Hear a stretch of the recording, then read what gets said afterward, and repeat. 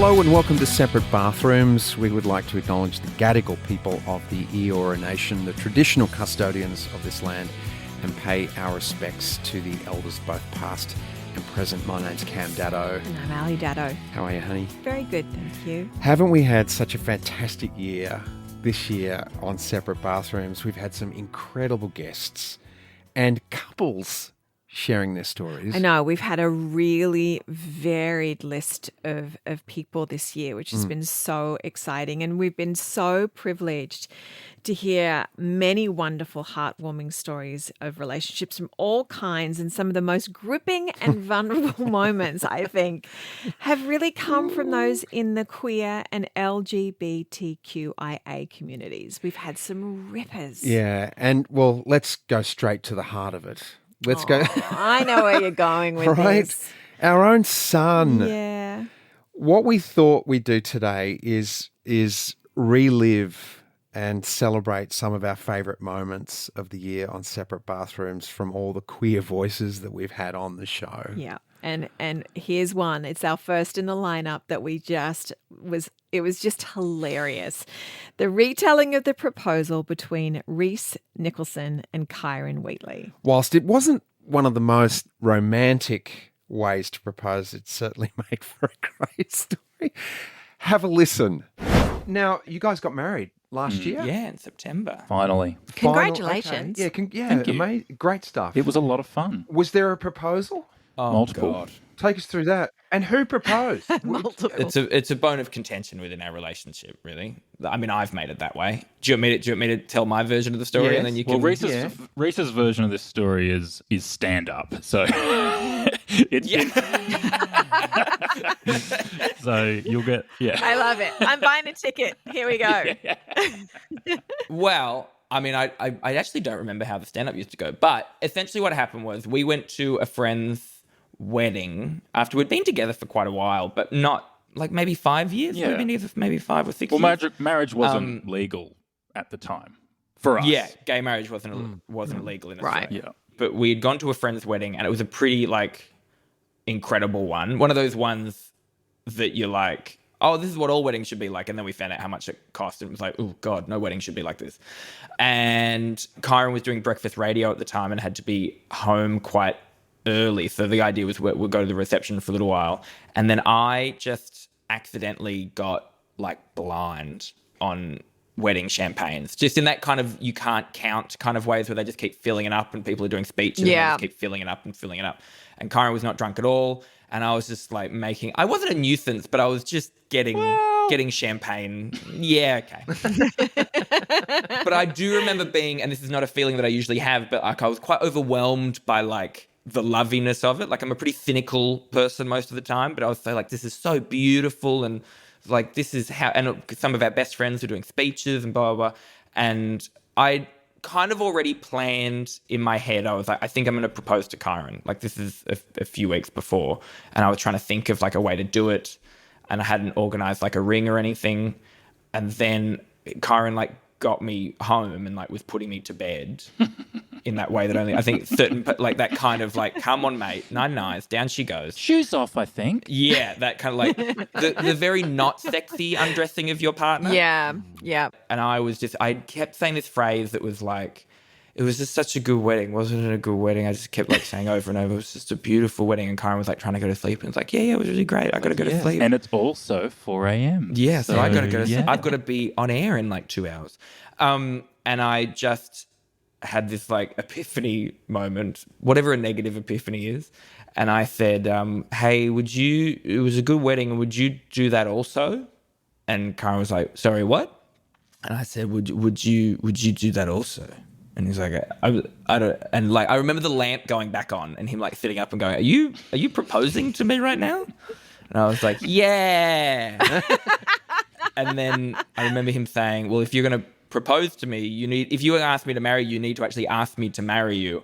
And I just said, fine, will you fucking marry me? That was my proposal. I said, yes. And then I went to work that morning and I was on air with Jen Fricker at the time on Triple J. And I knew that when I got home from work, I would have to see if Reese remembered proposing to me. Yeah. So I wasn't able to yet Tell anyone. share the news with anyone. Right. You're In case I giddy got with home. excitement. Yeah. So I'm just holding that in. And then when I got home, I was like a little budgie, like, hello, do you remember anything about this morning? Do you remember what you actually said? So I wear this ring. This is like an heirloom, like this was my great-grandfather's wedding band. And the way that you asked, and I think this is a very you thing to do, where you were being very careful, and you said, after last night, you might need to move that over to the other finger. And if I was to say, I don't know what you're talking about, you could move on from that pretty quickly, I'd imagine. But I had, and because I had woken up and I remembered doing it, but then automatic hangover shame mixed with terrible proposal shame, a toxic cocktail that no amount of burgers can fix. But then Kyron, I did a much better job. Yeah, you did a much better job. So then, was it the same year? Yeah. Okay, so you're talking days, weeks, months apart. Yes. Well, I just felt it was unfair. I felt it was unfair that I wasn't allowed to propose now. And I think had maybe grown up thinking that I'd propose a bit more. Maybe that was just in my head. And then so I was like, well, screw it. I'm just going to propose back. That was a bad proposal anyway. So let's do a better one. Let's go around again. But then I also by me being as drunk as I was and you as sober as I was, we weren't really able to usually I'd imagine after you get proposed to and you say yes, there's a kind of some sort of consummation of that moment. But we didn't. It would have been probably laws against Kyron having sex with me in the state that I was in.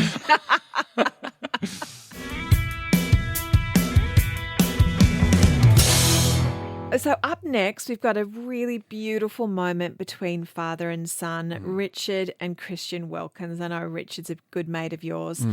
And parent obviously likes to see their child bullied. And Richard is such a gorgeous example of how tough it can be for parents to see this sort of behaviour aimed at their children and how he felt about that. Yeah. So amongst this adversity, Christian was able to thrive in an accepting and open environment thanks to his amazing parents and transform into the incredible person that we know Christian Wilkins to be today. So true. So true. Have a listen to this one.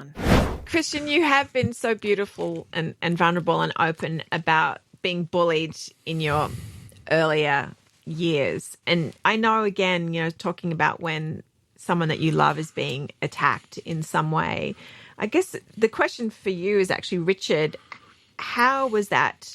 Did you know that was happening and how did you feel? No, I wasn't so aware of him being bullied at school, physically bullied. I remember coming home from work one day when he was there and telling him about an article in the paper about him being the spoilt little whatever who'd gone along to a function that I was hosting, the mother of all balls, with Brian Brown and Rachel Ward and their kids. And one of the gossip columnists wrote this hideous article, and it broke my heart. Yeah.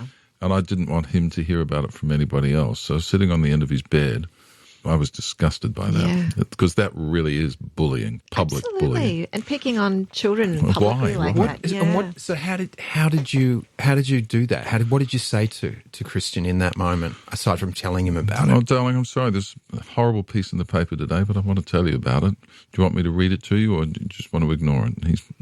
I can't even remember where we went from then, but, there've been... I don't think you read it to me. I don't know if I needed to be read it. Well, whatever. I think I read it myself. I wanted you to be aware, yeah. Yeah. So that's pretty awful. You hate seeing, people you love, child or anybody being treated badly. It's just as simple as that. And for a person to attack a kid in such a public forum, I just hated that very much. But I wasn't aware of what was going on at school. I think he pretty much kept that to yourself, didn't you, Doug? Yeah, I mean, I told Mum because I guess teachers knew. I think it's sometimes easy to actually forget how far we've come in quite a short period of time. I'm only 29, and sure, we have lots of representation and diversity now, and it's, people are very encouraging and they're very aware of the language that they use. But still, when I was in, year 3 or 4, I remember girls teasing me and telling me that I was gay. And, that's at an age that I knew that I was different, but I didn't necessarily know why I was different. Yeah. And it's definitely far beyond any sort of sexual feelings develop. And, it's still being pointed out that you are different because of this thing. It definitely, that planted a seed for a while, and it's kind of plants that seed of you're wrong for this reason and that's a bad thing. And I think that kind of often develops in a lot of queer people to be a sort of self-hating thing because that's what they're told as kids. And how do you think you've evolved that, or how did you evolve that? Because clearly you don't seem to lack confidence or value in yourself. I definitely think a large part of it is my family and my parents. They always very much encouraged me to be whoever I wanted to be. The conversation was always very open. I never needed to come out. There was never this straight until proven otherwise kind of mentality. And because they gave me space to sort of explore who I was, and small things like dyeing my hair and wearing different clothes and stuff like that without question or judgment kind of allowed me to resettle my feelings and kind of discover who I was. And I'm forever very grateful for that. Yeah, we just let him be who he is, and what a great result. Yeah, that's right. That's right. We talk a lot about our son, and very similar. Mind you, he's a beefcake now, in his shorts and T-shirts. Loves the gym. But when he was a little boy, he just really loved to wear his sister's clothing. And if it was Halloween, it was Lady Gaga, it was the Good Witch of the North. He always chose female I went characters. as the Wicked Witch of the West when I was 4. He did that as we well. We need to hang out. We need to go to Palms, him and I. You love him. He's awesome. But what I remember so vividly is, someone asked him, he had this big twirly skirt that he loved to wear, and someone said, why are you wearing that, Riv? And he goes, because it just feels so good on my legs. And I went, yeah, that makes so much sense to me. Why can't he wear this? Not that he didn't. We never, ever, ever said no to any of that. And, and my mum and dad, God love them, they just thought it was delightful. And, they'd take him shopping at the costume store, and it was straight to the... princess outfit. Straight to the princess outfit. It was Belle's outfit. They're just better. It's just better. It was just, and I think that really makes me been so huge. happy to hear. Well, he had a tutu that he was very fond of from a very early age. Tutus are the best to dress up in. And the Scotsmen have been doing it for centuries. yes, of course. they Yeah, and they're as sexy as hell in those kilts. Next up, we have international drag superstar and two times runner-up on RuPaul's Drag Race, Anaconda. Anaconda. She is one special person. This one pretty much had you on the verge of tears, honey. In fact, I think it had us both on the verge of tears. Yeah, it was that moment where I read the excerpt or the quote that was online from his dad. And it was basically a letter or about his son, how he felt about his son. And it just touched me because father-son's of course, acceptance, it still touches me when I think about it. Because it's so important that we, acknowledge our children, but also speak of them in that way.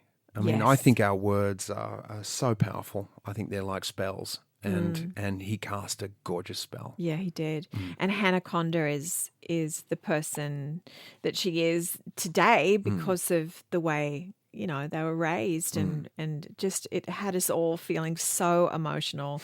And she's so proud of her father and her whole family. So, all right, let's just jump straight into it before it gets me going again. we have a quote here from your dad. Oh, yes. And it was I love this. This is so and it was in a response to a really shitty hateful article. woman. Hateful Yeah, woman. I remember her. Do you want to read it, honey? Yeah, sure. Yeah. Okay. Oh, I might get teary. I know. Well, I did. So, yeah. I'm getting teary in anticipation of it. It's so beautiful. Because this is going to, I think, because we have a son, River, who's been dressing in. Well, he hasn't kept up with it, but he certainly for all of his boyhood he dressed as princesses and love things. it. And so I think this is going to hit me. So I don't know if I can read it Do you want me to read it? because I haven't read it yet. No, I'm going to take a big deep breath. Yeah. and You do can it. do it. Okay, why not? Okay. Yeah, this is okay. Yeah. Okay, my son is Hanaconda, a drag queen and a very good one at that. He is a beautiful human being who has dedicated much of his life to his craft, his family, and above all, his community. I too will do whatever it takes, political posting mama, to protect my children. But my job as a parent is to give them a good grounding in their life and to be supportive of their endeavours, to lead by example, guide them to becoming good citizens in our wider community. I have seen firsthand and way too often the terrible sadness that exists with young people who are not accepted by their own families because they are merely gay. If you really want to make a difference in the world we live in, start by being a nice person. Oh, that's my dad. That's your dad. My dad. He is like I've said it before. He is my hero. Oh, yeah. Both my mum and my dad are very, very just I call them new age. Yeah. Yeah, we'd like when we grew up, we did like Reiki. We did hands-on healing as a family.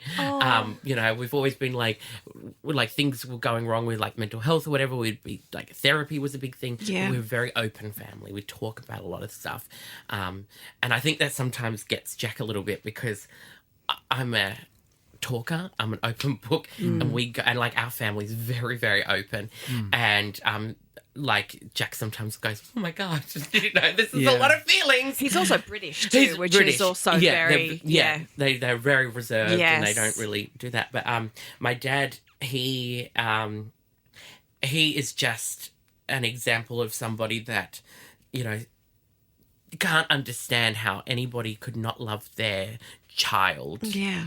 for who they are. Like, Yeah.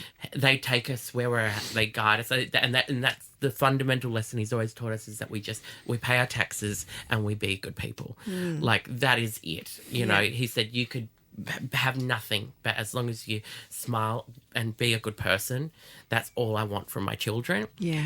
And I think that's a really important lesson. I mean, and it's something what that, else is there? yeah, Really? well, Yeah. like, if people want to work and be around nice people and Yeah. that are easy to be around, and my dad is definitely that person. He's he's a superhero. He really is. When he wrote that as well, like, I didn't know he was doing that, Yeah.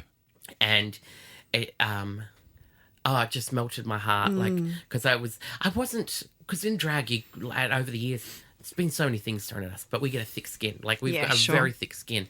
So even though that, because I was getting death threats, I was getting all these horrible things sent to me, and I just didn't let it faze me, because you just carry on. Yeah. But my dad, he was like, "No, I'm not standing for this," because he has seen when he's come to the bars how many kids are deserted by their family. Yeah. And they become like surrogate parents. You're right. Yeah, and they sit there and they talk to them, and then they gosh. have all these, like, kids all around them just Yep. sitting and enjoying, and they love it. There's a photo of them that goes on their TV at home with them, and they're like, "Oh, they're our leather daddy friends that they met." There's just these older couple that live in Sydney, and they're the leather daddies. Oh, we love our leather daddy friends. But they just, nothing fazes them. And I feel like that's very similar to the two of you. Is that I think your essence is very much the same as what my parents are. And, you just take people for where they're at and just, ooze just being a good person. And you both do that. And I feel like you'd thank get you. along with my mum and dad. I House on love Fire. them Yeah. already. Yeah, they're fun.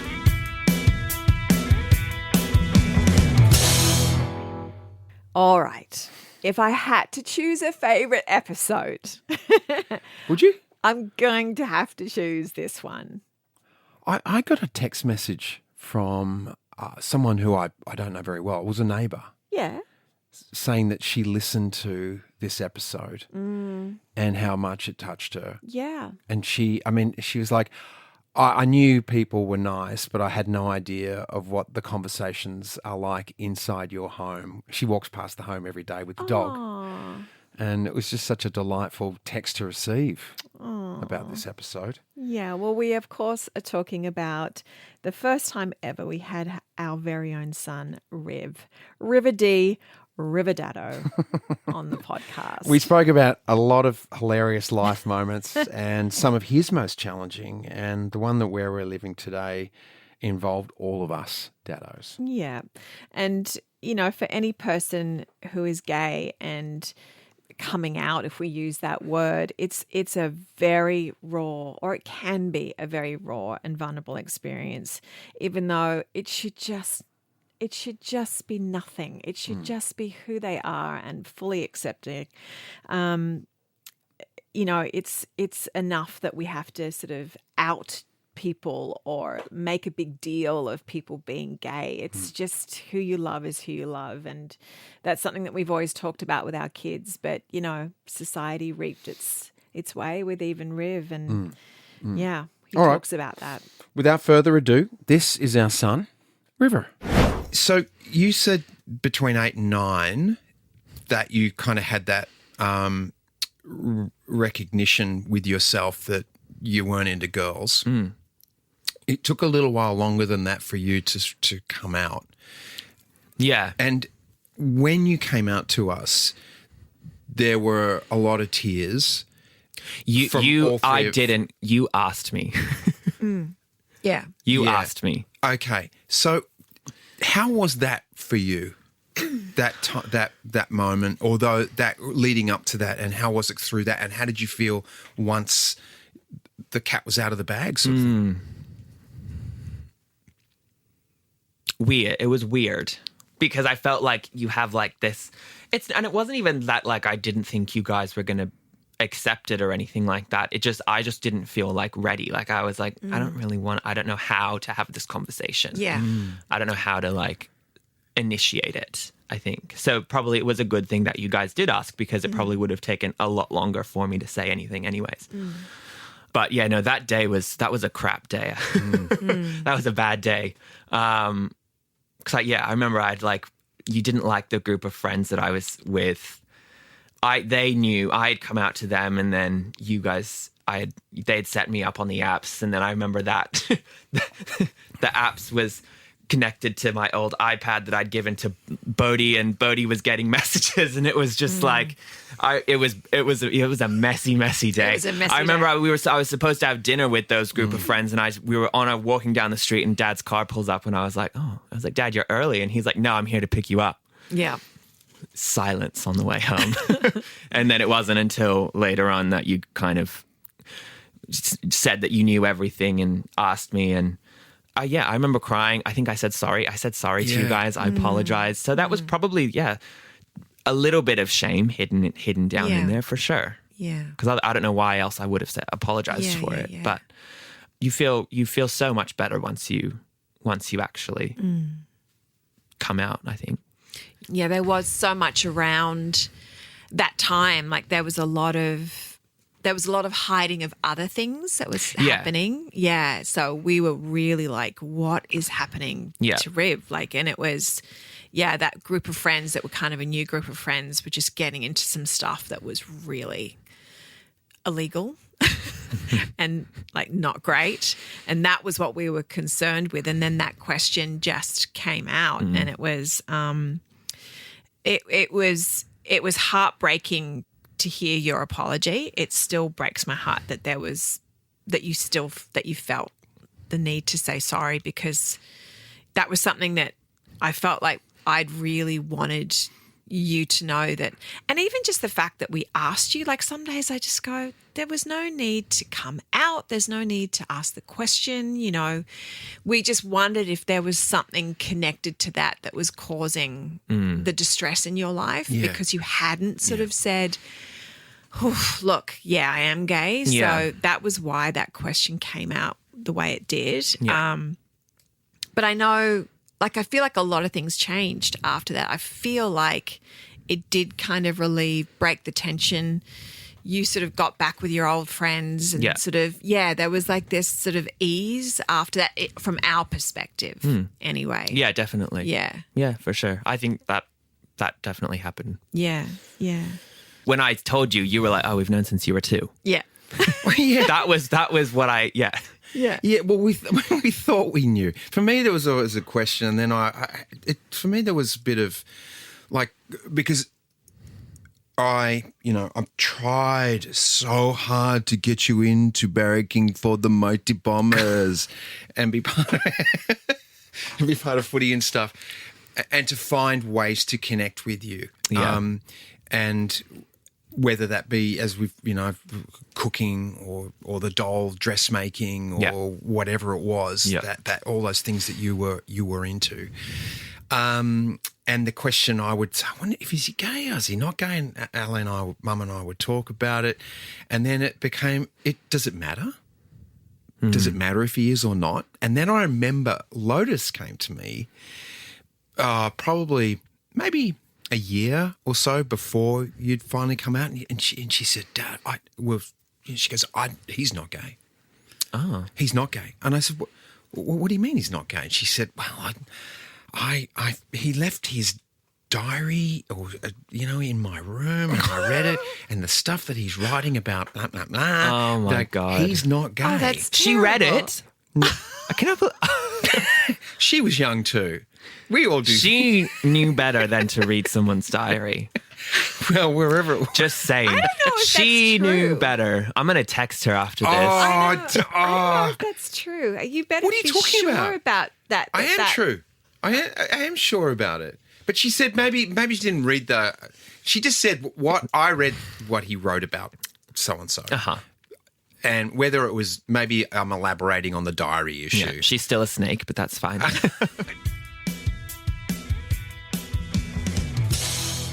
Alrighty, well, this is our final moment we wanted to share with you today. It comes from one of our most enjoyable, laugh-filled interviews of the year. Yeah, I remember having a sore face after this one from laughing so much. Anthony Kalia and Tim Campbell had us in fits of laughter from the moment they were in the studio.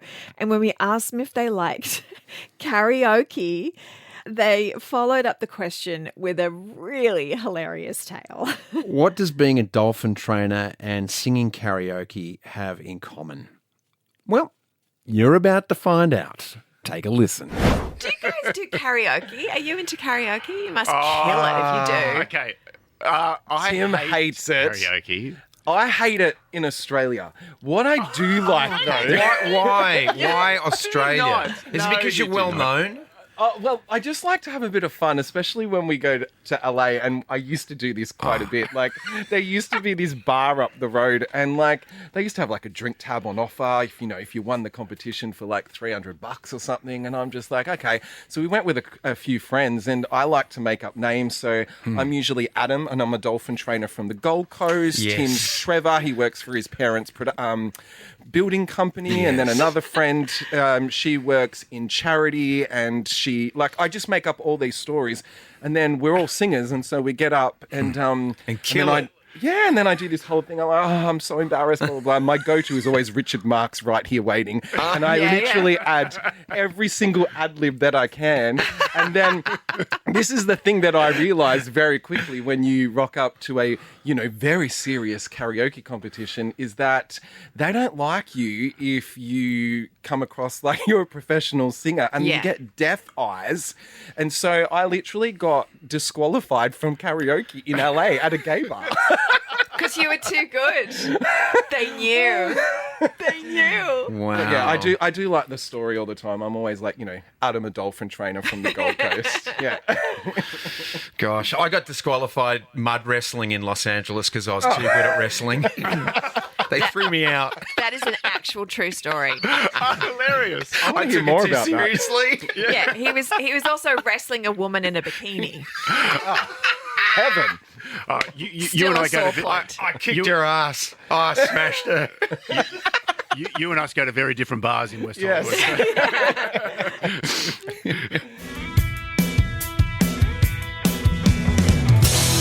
Well, there you go. That's we had a lot of queer voices on separate bathrooms this year, and it was really difficult to choose. Yes. So we did our best. So if you want to go back and revisit other episodes, please feel free. Yeah, Listen to the whole thing. I was going to say, go back and listen to the whole thing because all of them are delightful. We really enjoyed talking to everyone that we mentioned today. I was just thinking, it's a really good beach podcast listening if you're lying on the sand, enjoying the sun and the sand. We'll catch up with you next time on Separate Bathrooms. Thanks for listening.